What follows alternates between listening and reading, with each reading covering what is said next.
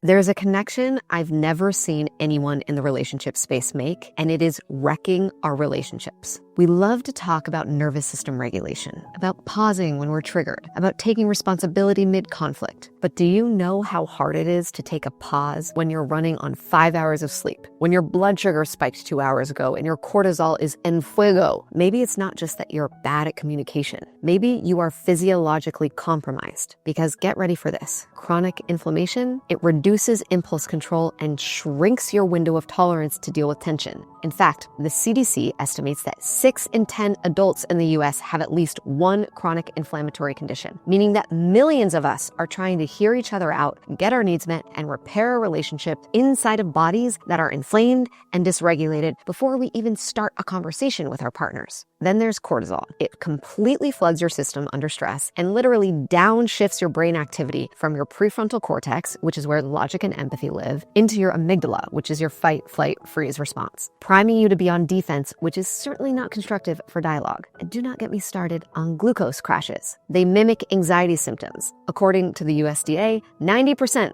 of Americans take in more than the recommended daily intake of added sugar, which guess what that does? Spikes and crashes blood glucose like a freaking roller coaster. So the moral of the story here is that we're trying to regulate with a body that's completely inflamed. Everyone's looking for the next relationship skill, but the real breakthrough might not actually be the next trauma summit. It might be physiological, because your capacity for emotional safety is also built on biological safety, which means if we're serious about intimacy, we need to stop separating how we do love from how we treat our health, because the truth is they live in the same body.